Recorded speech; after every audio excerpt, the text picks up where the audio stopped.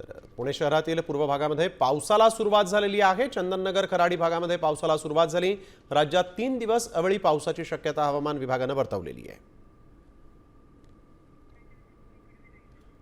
तर थेट जाऊयात आमचे प्रतिनिधी अक्षय बडवे यांच्याकडे। पुण्याहून ते आपल्या सोबत जोडले गेलेले आहेत। अक्षय, आपण बघतोय की एप्रिलचा आजचा पहिला दिवस, तुझ्या हातात छत्री आहे, मोठ्या प्रमाणात पाऊस या भागामध्ये होतोय, अवकाळी पाऊस आहे अर्थातच, परंतु पाणी साचल्याचं देखील पाहायला मिळालेलं आहे। कशा पद्धतीने पुण्यामध्ये पाऊस झालेला आहे, काय सांगशील?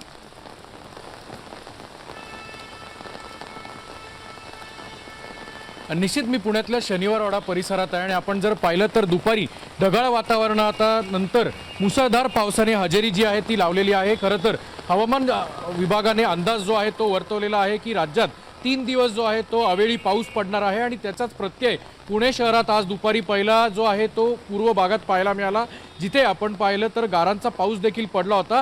आता हाच पाऊस जो आहे तो पुणे शहरातल्या उपनगरासह मध्यवर्ती भागात सुद्धा बरसताना आपल्याला पाहायला मिळतोय। पुण्यातले नारायणपेठ असेल, शनिवारपेठ असेल, त्यासोबतच कोथरूड सिंहगड रोड हा भाग जो आहे जिथे देखील आता पावसाला सुरुवात झालेली आहे। त्यामुळे अवकाळी पावसाला जे गेल्या 2 ते 3 दिवसांपासून जे अनुकूल वातावरण आहे ते देखील आपल्याला पुणे शहरात पाहायला मिळते आणि त्यामुळे एकंदरीतच दुपारी नंतर ढगाळ वातावरणानंतर जो पाऊस पडतोय त्याच्यामुळे मात्र पुणेकरांची एकच दाणादाण उडतीये। ऐन एप्रिल महिना आहे, जिथे एका बाजूला सकाळी उकाडा आहे, पण दुपारनंतर अनेकांना जॅकेट, छत्री हे साहित्य घेऊन जे आहे ते बाहेर पडायला लागतं आणि अवघ्या अर्धा ते 1 तासाचा हा जो कालावधीतला पाऊस आहे त्यामुळे रस्त्यांचं जे स्वरूप आहे ते देखील आता नाल्यांमध्ये, नद्यांमध्ये पसरल्याचं आपल्याला पाहायला मिळतं आणि थोड्या वेळ जरी हा पाऊस झाला तरी या पावसाचा जोर जो आहे तो मोठ्या प्रमाणावर आहे। त्यामुळे रस्त्यावर जे लोक चाललेले आहेत त्यांना देखील आडोशाची गरज पडते आहे।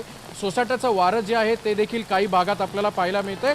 एकंदरीतच अवेळी आलेल्या पावसामुळे पुणेकरांची मात्र तारंबळ उडताना पाहायला मिळते। अगदी धन्यवाद अक्षय, आपण दिलेल्या या सविस्तर माहितीसाठी। वेळोवेळी तुमच्याकडून या पावसासंदर्भातले ताजे अपडेट्स घेणार आहोत। तुर्तास धन्यवाद।